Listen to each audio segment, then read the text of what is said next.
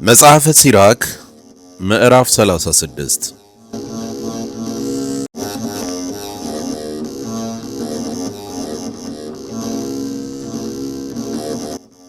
ይፈትኑት ዘንድ ነው እንጂ እግዚአብሔርን የሚፈራ ሰውን መከራ አያገኘውም፣ ከመከራይቱም ይድናል። ብልህ ሰው መጽሐፍ መስማትን ይወዳል። የሚጠራጠርና በመጽሐፍ የማያምን ሰው ግን በጥቅል ነፋስ መካከል እንደምትንጓለል መርከብ ይሆናል። ብልህ ሰው አምኖ በእግዚአብሔር ሕግ ይገዛል፣ እግዚአብሔርም የታመነ ወዳጁ ይሆናል፣ ደስም ያሰኘዋል። የምትናገረውን ነገርህን አዘጋጅተህ አድምጥ፣ የምታደርገውንም ምክር አጽንተህ ተናገር። የሰነፍ ሰው ልቦና እንደ ሰረገላ መንኮራኩር ነው፣ የፈሪ ሰው ምክርም እንደምትሽከረከር እንዝርት ነው። ጮሌ ፈረስ እንደ በጎ ወዳጅ ነው፣ በሚጋልበውም ሁሉ በታች ያሽካካል። የዓመቱ ቀን ሁሉ በፀሐይ ብርሃን ጸንቶ ሲኖር አንዲቱ ቀን ከአንዲቱ ቀን በምን ትበልጣለች? ቀኑ ሁሉ በእግዚአብሔር ትእዛዝ ይለያል፣ የበዓላቱም ጊዜ በቁጥሩ ይታወቃል። ከቀኑም የቀደሰውና ያከበረው አለ፣ ከእነርሱም በየጊዜያቸውና በየቁጥራቸው ክረምትንና መጸውን በጋንም ለየ። እኛ ሁላችን የአዳም ልጆች ከመሬት ተገኘን፣ አዳምም ከመሬት ተፈጠረ። እግዚአብሔርም በጥበቡ ብዛት ለያቸው፣ በየመንገዳቸውም አዘጋጃቸው። ከእነርሱም የባረካቸውና ከፍ ከፍ ያደረጋቸው አሉ፣ ከእነርሱም የቀደሳቸውና የተገለጠላቸው አሉ፣ ከእነርሱም የረገማቸውና ያጎሳቆላቸው አሉ፣ እንደ ሥራቸውም የወነጀላቸው አሉ። እኛ ሁላችን በእርሱ ዘንድ በሸክላ ሰሪ እጅ እንዳለ ጭቃ ነን። ፍጥረቱ ሁሉ በመንገዶቹ ይሄዳሉ፣ ሰውም እንዲሁ በፈጣሪው እጅ ነው። ለሁሉም እንደ ሥራው ይከፍለዋል። የክፋት ተቃራኒዋ በጎነት ናት፣ የሞትም ተቃራኒዋ ሕይወት ናት። እንደዚሁ የጻድቅ ተቃራኒው ኃጥእ ነው። ከዚህ ሁሉ ጋር የልዑልን ፍጥረቶች ተመልከት። አንዱ የሌላው ተቃራኒ ሆኖ ሁለት ሁለት ናቸው። እኔ ግን ከሁሉ በኋላ ተነስቼ ይህን ነገር አሰብሁ፣ ከጥንቱም ጀምሬ መረመሩ። አቤቱ በስምህ የተጠሩ ወገኖችህ ይቅር በል፣ የበኩር ልጄ ያልሃቸው እስራኤልን ይቅር በል። ቅድስት ከተማህን ማረፊያ ቦታህን ኢየሩሳሌምንም ይቅር በላት። ጽዮንንም የቃልህን በረከት ሙላት፣ ክብርህንም በወገኖችህ ላይ ሙላ። አስቀድሞ ለፈጠርሃቸው ሕግህን ሰጠሃቸው፣ ለስምህም ነቢያትን አስነሣ። ነቢያትህን ያምኗቸው ዘንድ ተስፋ ላደረጉህ ዋጋቸውን ስጣቸው። አቤቱ የባሮችህ የነቢያት ጸሎታቸውን ስማ፣ የአሮንንም በረከት በሕዝብህ ላይ አሳድር። በምድርህ የሚኖሩ ሰዎች ሁሉ ለዘላለማዊ አምላክ እግዚአብሔር አንተ ብቻ እንደሆንህ ይወቁ። እህል ሁሉ ይበላል፣ ወደ ሆድም ይወርዳል። ነገር ግን ከእህል የሚጣፍጥ እህል አለ፣ የእህልን ጣዕም ሁሉ ጉሮሮ ይለየዋል። እንደዚሁ ሁሉ የጠቢብ ሰው ልብ የሐሰት ነገርን ይለያል። ክፉ ልቡና ሐዘንን ያመጣል፣ ብዙ መከራ የተቀበለ ሰውም ትዕግስትን ይለምዳል። ወንድ ሁሉ ሚስት ያገባል፣ ነገር ግን ከሴት የምትሻል ሴት አለች። የሴት ውበቷ ፊትን ያበረዋል፣ ከሰው ፍቃድ ሁሉ እርሷ ትበልጣለች።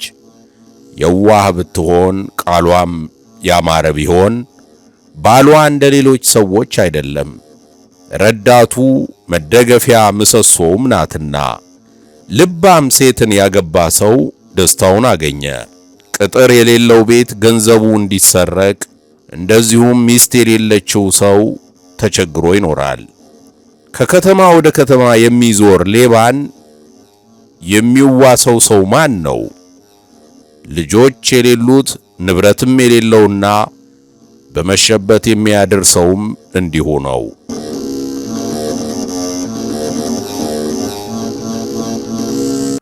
መጽሐፈ ሲራክ ምዕራፍ 37 ወዳጅ ያበጀ ሰው ሁሉ እኔም ወዳጁ ነኝ ይላል።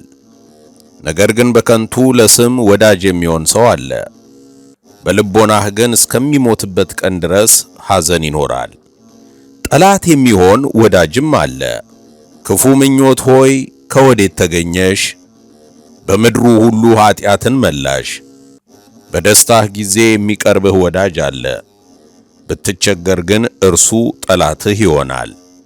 በበሽታህ ጊዜ ስለ ሆዱ የሚያዝንልህ ወዳጅ አለ። የሚከዳህ ሰው ቢኖር ግን ይገድልህ ዘንድ እርሱ ይቀድማል። በተመቸህ ጊዜ ወዳጅህን አትርሳ፣ ገንዘብም ብታገኝ አትተወው። መካር ሁሉ ምክርን ይመክራል፣ ነገር ግን ራሱን ይጠቅም ዘንድ የሚመክር ሰው አለ። ከሚመክርህ ሰው ልቡናህን ጠብቅ፣ ስለ ራሱ ይመክርሃልና። ይወድድህም ዘንድ አስቀድመህ ፍላጎቱን እወቅበት። ገንዘብህን የሚያጠፋብህን ነገር ያመጣብሃል። በጎ ነገር አደረግህ ይልሃል። በተቸገርክ ጊዜ አይቶ ይስቅብሃል። ከሚጠባበቅህ ሰው ጋር አትማከር። ከሚመቀኝህ ሰው ነገርህን ሰውር። ከሴት ጋር ስለሚያስቀናት ነገር አትናገር። ስለ ጦርነትም ከፈሪ ሰው ጋር አትማከር። ስለ ትርፍም ከሻጭ ጋር አትማከር። ስለ ንግድ ነገርም ከነጋዴ ጋር አትማከር። ስለ ምጽዋትም ከንፉግ ሰው ጋር አትማከር። ዋጋን ስለመመለስም ከከዳተኛ ሰው ጋር አትማከር። ስለ ሥራም ከሰነፍ ሰው ጋር አትማከር። ሥራ ስለሚፈጸምበት ዓመትም ከምንደኛ ጋር አትማከር። ስለ ጥበብም ካላዋቂ ሰው ጋር አትማከር። ከዚህ ሁሉ ጋር ስለዚህ ነገር የምትማከረው አይኑር። ሃይማኖት እንዳለው ከምታውቀው እግዚአብሔርንም ከሚፈራ ልቡናውም እንደ ልብህ ከሆነ ጻድቅ ሰው ጋር ምክርህን ተናገር። ብታዝንም ካንተ ጋር ያዝናል። እርሷ ከሁሉ ይልቅ ታማኝነትህ ናትና የልቦናህን ምክር አጽና። የሰው ልቦና ከሰባት ጠባቂዎች ይልቅ የሚደርስበት ነገር ፈጽሞ ታስተዋውቀዋለችና ከዚህ ሁሉ ጋር መንገድህን በእውነት ያቀናልህ ዘንድ ወደ ልዑል እግዚአብሔር ለምን። የመፍቀድ ሁሉ መጀመሪያ ቃል ነው፣ ሥራም ሁሉ መጀመሪያ ምክር ነው። የሰው የልቡ ምልክት በአራቱ ወገን ይታያል። እነዚህም ሐዘን፣ ደስታ፣ ሞትና ሕይወት ናቸው። እነዚህንም ሁሉ አንደበት ያመጣቸዋል። ሁሉን የሚማር ብዙም የሚያውቅ ሰው አለ፣ ነገር ግን ሰውነቱን መጥቀስ አይችልም። በነገር የሚራቀቅ ነገር ግን ራሱን የሚያስጠላ ሰው አለ። እንደዚህ ያለውን ሰው ጥቅሙ ሁሉ ያልፈዋል፣ እግዚአብሔር ሞገስን አይሰጠውምና ከጥበብም ሁሉ ወጥቷልና። በራሱ የሚራቀቅ በቃሉም የዋህ የሚሆን ሰው አለ። ብልህ ሰው ወገኖቹን ይመክራቸዋል፣ ለዘመዶቹም ጥበብን ያስተምራቸዋል። ብልህ ሰው በረከት ይጠግባል፣ ያዩትም ሰዎች ሁሉ ብፁዕ ይሉታል። የሰው ዘመኑ በቁጥር ነው፣ የእስራኤል ዘመን ግን የማይቆጠር ነው። ለወገኖቹ ጥበብ የሆነ ሰው ዋጋውን ያገኛል፣ ስሙም ለዘላለም ይኖራል። ልጄ ሆይ በሕይወት ሳለህ ሰውነትህን ፈትናት፣ የሚጎዳትንም አውቀህ አትስጣት። ሁሉ ለሰውነት የሚገባት አይደለምና ሁሉም ደስ የሚያሰኛት አይደለምና። ለመብል ሁሉ አትሰስት፣ ላየሁ እህል ሁሉ አትሳሳ። ብዙ መብላት ደዌ ይሆናልና ስስትም ጓታን ያበዛዋልና። ስስት የገደላቸው ሰዎች ብዙ ናቸው፣ መጥኖ የሚበላ ሰው ግን ሰውነቱ ጤነኛ ነው።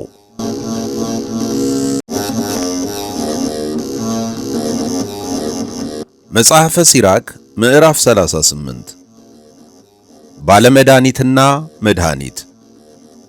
ባለመድኃኒትን አክብረው፣ እንደ እጁ እንዲሁ ክቡር ነውና፣ እርሱንም እግዚአብሔር ፈጥሮታልና። ማዳን ከእግዚአብሔር የሚገኝ ሲሆን ክብርን ግን ከንጉሥ ይቀበላል። ሰው ሁሉ ባለመድኃኒትን በጥበቡ ያከብረዋል፣ በመኳንንትም ዘንድ ይመሰገናል። እግዚአብሔር መድኃኒትን ከምድር ፈጠረ፣ ጠቢብ ሰውም ይህን አይንቀውም። ኃይሉን ያውቁ ዘንድ ውሃ በእንጨት የጣፈጠ አይደለምን? በጌትነቱ ይከብሩ ዘንድ እግዚአብሔር ለሰዎች ጥበብን ሰጣቸው። በመድኃኒቱ ያድናቸዋል፣ በሽታቸውንም ያርቅላቸዋል። ያድኑ ዘንድ ከእነርሱ መድኃኒትን ያደርጋሉ፣ እርሱም ለሀገር ሰላምን ያመጣል። ልጄ ሆይ በሽታህን ቸል አትበል፣ ወደ እግዚአብሔር ጸልይ፣ እርሱም ይፈውስሃል። ኀጢአትን ተዋት፣ እጅህን አቅና፣ ልቡናህንም ከኀጢአት ሁሉ አንጻ። መባህን አግባ፣ የመታሰቢያውንም የስንዴ ዱቄት ስጥ። የሰባ መሥዋዕትህንም በተቻለህ ያህል አብዝተህ አቅርብ። እግዚአብሔር እርሱን ፈጥሮታልና ለባለመድኃኒት መንገድን አበጅለት። እርሱንም ትሻዋለህና ካንተ አታርቀው። በእጃቸው ፈውስ የሚደረግበት ጊዜ አለና ይረዳቸው ዘንድ ረፍትንም ይሰጣቸው ዘንድ ሁልጊዜም ይፈውሳቸው ዘንድ እነርሱ ወደ እግዚአብሔር ይለምናሉ። ፈጣሪውን የሚበድል በባለመድኃኒት እጅ ይወድቃል፣ ለሞተ ሰው መታሰቢያ ስለማድረግ። ልጄ ሆይ ለሞተ ሰው አልቅስለት እዘንለትም፣ ራስህንም አሳዝን፣ እንደ ሥርዓቱም መታሰቢያ አድርግለት። ያገለገለህን ሰው ሞት ቸል አትበል፣ እንደ ልማዱ መራራ ለቅሶ አልቅስለት። ጥልቅ ሐዘንም እዘንለት፣ የሐዘን መዝሙርም ዘምርለት። እንደ ሕጉም 1 ቀን ቢሆን 2 ቀን ቢሆን አልቅስለት። ከዚህ በኋላ ለቅሶህን ተው፣ ሐዘንም አይግባ። በሐዘን የሞቱ ሰዎች ብዙዎች ናቸውና የልብ ሐዘንም ኃይልን ይሰብራልና። ሐዘንና ትካዜ ለሞት ያደርሳል፣ የድሃም ዘመኑ ሁሉ በሐዘን ያልቃል። ሐዘንን ወደ ልቡናህ አታግባ፣ ሐዘንን ካንተ ርቃት። ድህነት እንደሌለባት እወቅ፣ ራስህንም ትጎዳለህ። ታዛዝናለህ፣ የምትጠቅመውም ነገር የለም። እኔ የተቀበልሁትን ፍዳ አስተውል፣ አንተም እንደዚሁ ፍዳን እንደምትቀበል እወቅ። እኔ ዛሬ አንተም ነገ። የሞተ ሰውስ አረፈ፣ ነገር ግን መታሰቢያውን አድርግለት። ከዚህ በኋላ ነፍሱ ታርፍ ዘንድ ለቅሶህን ተው። የጸሐፊ ጥበቡ በተሾመበት ወራት ነው፣ ሥራውን የማያበዛ ሰው አይራቀቅም። እርፉን የሚያጸና ሰው በምንም አይራቀቅም። በእርሻው ይታበያል፣ በሬውንም ይገርፋል፣ በሥራውም ይመላለሳል። ነገሩም ሁሉ ስለ በሬውና ወይፈን ነው። ሐሳቡ እርሻውን እንዲያርስ ነው፣ ትጋቱም በሬውን ገለባ ያበላ ዘንድ ነው። ወይፈኑንም እስኪያቀና ድረስ ይደክማል። ሌሊቱ ቀን የሚሆንባቸው ጠራቢና የጠራቢዎች አለቃ፣ የማኅተም ቅርጽ የሚቀርጹና የሚያለዝቡ ሰዎች እንደነርሱ ናቸው። እነዚህም ሐሳባቸው ሁሉ በየመልኩ መስለው ይሰሩ ዘንድ ነው። ምክራቸውም ሁሉ ማኅተሙን ማለዘብን ይጠነቀቁ ዘንድ ነው። ትጋታቸውም ሥራቸውን ይፈጽሙ ዘንድ ነው። በወናፍ አጠገብ የሚቀመጥ የብረትንም ሥራ የሚማር አንጥረኛ እንደርሱ ነው። የወናፍስ ጢስ ሰውነቱን ያሻክረዋል፣ እሳቱም ሰውነትን ያቀልጣል። የመዶሻው ድምፅ ጆሮውን ያደነቁረዋል፣ ዓይኖቹም ወደ መሣሪያው ይመለከታሉ። በልቡም ሥራውን ይጨርስ ዘንድ ያስባል። ትጋቱም መሣሪያውንና ወናፉን ያሳምር ዘንድ ነው። በሥራው የሚቀመጥ ሸክላ ሰሪም እንደርሱ ነው። በእግሩም መንኰራኵሩን ያዞራል። ሥራውንም እንዴት እንደሚፈጽም ሁልጊዜ ያስባል። የሠራውንም ሁሉ ይቈጥራል። በእጁም ጭቃውን መስሎ ይሠራል። በእግሩ ጭቃውን ሲረግጥ ኃይሉን ያደክማል። የልቦናውም ሐሳብ ሥራውን ይጨርስ ዘንድ ነው፣ ትጋቱም መወልወያውን ያዞር ዘንድ ነው። እነዚህ ሁሉ የእጃቸውን ሥራ ተስፋ ያደርጋሉ፣ ሁሉም በሥራቸው ይራቀቃሉ። ያለ እነርሱም አገር መኖር አትችልም። ነገር ግን በሸንጎ ምክርን አያስመሰክሯቸውም፣ በአደባባይም ከመኳንንት ጋር አያስቀምጧቸውም። የቅጣት ፍርድንም አያስፈርዷቸውም፣ አያስገዟቸውም፣ አያሰለጥኗቸውምም። ነገርን መስሎ በመናገር አይኖሩም። ነገር ግን የአገርን ፍቃድ ያጸናሉ። ጸሎታቸውም በሥራቸው ይራቀቁ ዘንድ ነው። ዕውቀት ግን በልቡ ለሚተጋ ሰው ነው፣ የልዑልንም ሕግ ለሚያስብ ሰው ነው።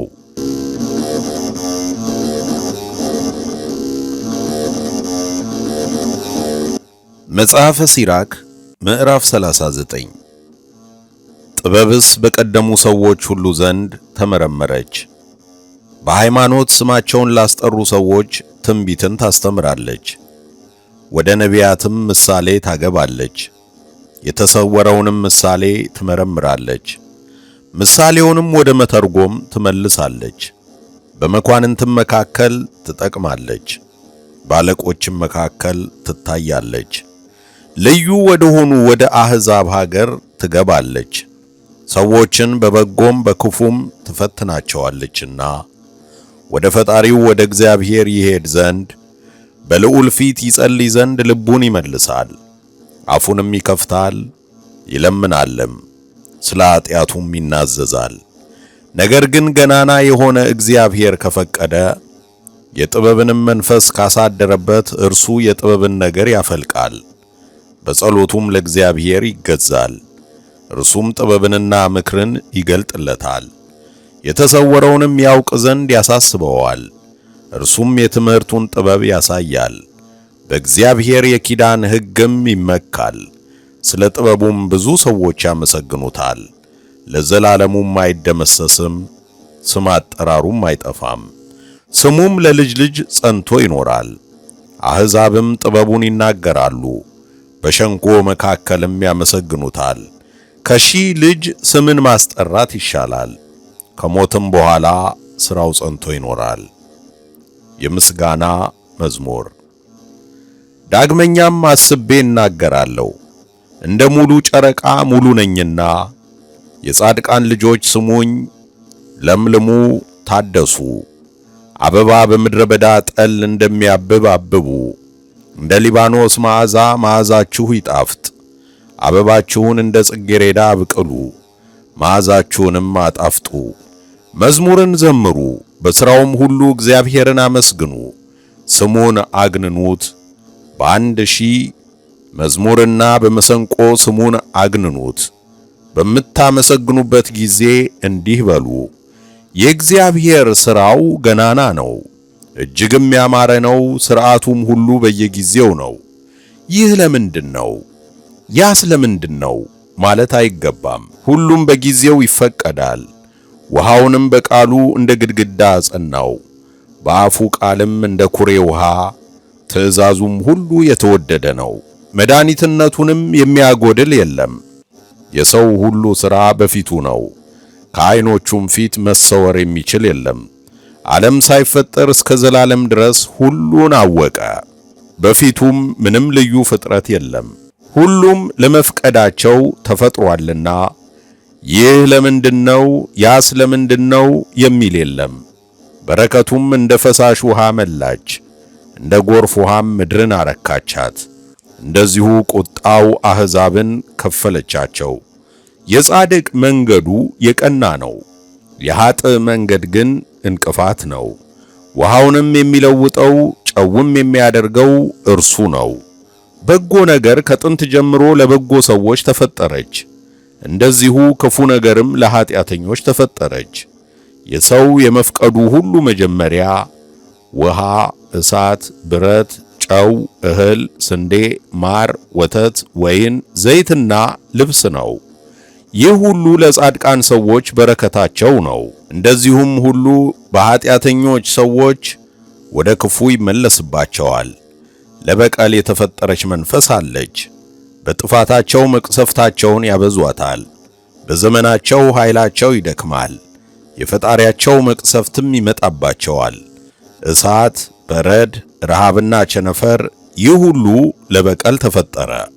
የምድር አራዊት፣ ጥርስ፣ ጊንጥና እፉኝት፣ ጦርም ኃጢአተኞችን ታጠፋቸው ዘንድ ተፈጠረች። እርሱ ግን በይቅርታው ደስ ያሰኛል፣ የዓለምንም መፍቀድ ያዘጋጃል። ሁሉም ጊዜው ከደረሰ ከዕድሜው አያልፍም። ስለዚህ ነገር ከጥንት ጀምሮ ሁሉም ተዘጋጀ። ይህንም አስቤ በመጽሐፍ ጻፍሁት። የእግዚአብሔር ሥራው ሁሉ ያማረ ነውና ለሰውም በየጊዜው መፍቀዱን ይሰጣል። ይህን ክፉ ፈጠርህ፣ ያንን አሳመርህ የሚለው የለም። ሁሉን ቀኑ ይገልጠዋልና። አሁንም በፍጹም ልቡናችሁ በፍጹምም አንደበታችሁ እግዚአብሔርን አመስግኑት፣ ሁልጊዜም ለስሙ ምስጋና አቅርቡ።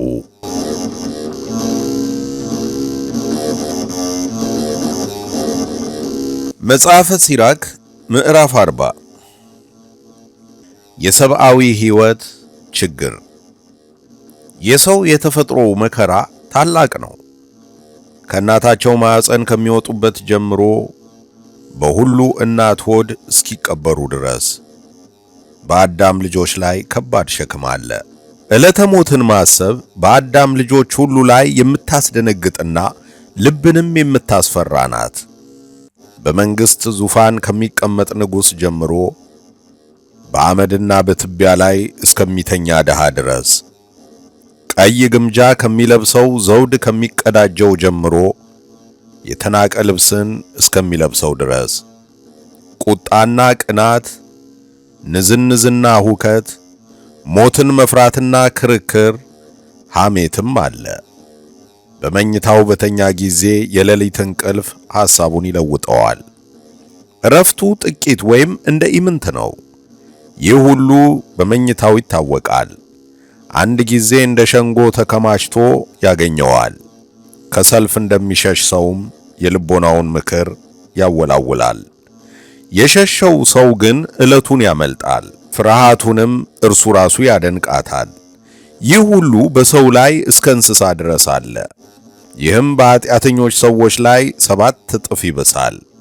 ሞትና መታበይ፣ ቸነፈርና ጦርነት፣ ቀጠናና የልብ ቁስል፣ መቅሰፍትም፣ ይህ ሁሉ በኃጢአተኛ ሰዎች ላይ ተፈጠረ። በእነርሱም ምክንያት የጥፋት ውሃ መጣ። ሁሉ ከምድር ተፈጠረ፣ ሁሉም ወደ ምድር ይመለሳል። የወንዙ ውሃ ሁሉ ወደ ውቅያኖስ ይመለሳል። የክፋት ውጤት መማለጃና አመፃ ሁሉ ይደመሰሳል። ሃይማኖት ግን ለዘላለሙ ትጸናለች። የአመፃ ገንዘብ እንደ ፈሳሽ ውሃ ይደርቃል፣ በዘነበም ጊዜ እንደ ታላቅ መብረቅ ጮሆ ይጠፋል። እርሱ እጁን ከዘረጋ ደስ ያሰኛል፣ የሚክዱት ሰዎች ግን ፈጽሞ ይጠፋሉ። የኃጢአተኞች ልጆች ቅርንጫፎቻቸው አይበዙም። የርኩሳን ሰዎች ሥራቸው በሚያድጥ ዓለት ላይ እንደወደቀ ዘር ነው። በውሃና በወንዝ ዳር የበቀለ አረምም ከሳሩ ሁሉ ቀድሞ ይነቀላል። ጸጋ ግን በበረከት እንደ እግዚአብሔር ገነት ናት። ምጽዋትም ለዘላለሙ ጸንቶ ይኖራል። የሚዘጋጅና የሚሠራ ሰው ሕይወቱ ጣፋጭ ነው። ከነዚህም ከሁለቱ ይልቅ የተቀበረ ወርቅን ማግኘት ደስ ያሰኛል። ልጆችና የአገር ሕንፃ ስምን ያስጠራሉ። ከነዚህ ከሁለቱ ይልቅ ምንም ነውር የሌለባት ሴት ደስ ታሰኛለች። ወይንና ማህሌት ልብን ደስ ያሰኛሉ። ከሁለቱም ይልቅ ጥበብን መውደድ ደስ ያሰኛል። በገናና መሰንቆ ሰውነትን ደስ ያሰኟታል። ከሁለቱ ይልቅ ልዝብ አንደበት ደስ ያሰኛል። ደምግባትና ውበት ዓይንን ደስ ያሰኙታል። ከሁለቱ ይልቅ ቡቃያ ደስ ያሰኛል። ወዳጅና ጓደኛ በዘመናቸው ይጠቅማሉ። ከሁለቱም ይልቅ ደግ ሴት ባሏን ትጠቅማለች። ወንድሞችና ረዳት በመከራ ቀን ይጠቅማሉ። ከሁለቱም ይልቅ ለማዳን ምጽዋት ትበልጣለች። ወርቅና ብር አገርን ያጸናሉ። ከሁለቱም ይልቅ በጎ ምክር ደስ ታሰኛለች። ባለጸግነትና ገንዘብ ልቡናን ደስ ያሰኛሉ። ከሁለቱም ይልቅ እግዚአብሔርን መፍራት ደስ ያሰኛል። እግዚአብሔርን መፍራትም የምታሳጣው የለም፣ አጋዥም አትሻም። እግዚአብሔርን መፍራት በበረከቷ እንደ እግዚአብሔር ገነት ናት። ክብርና ደስታም ሁሉ በእርሷ አለ። ልጄ ሆይ በጉልበትህ ሳለህ ልመናን አትውደዳት፣ ከመለመን መሞት ይሻላል። የሌላ ማዕድ ደጅ የሚጠናና ተስፋ የሚያደርግ ሰው ኑሮው እንደ ሞተ ሰው ነው። የሰው እህል የሚወድ ሰው ከሐሜት አይደንም። የተመከረ ብልህ ሰው ግን ከሁሉ ይጠበቃል። ለማያፍር ሰው አፍ ልመና ጣፋጭ ነው፣ በሆዱ ግን እሳት ትነዳለች።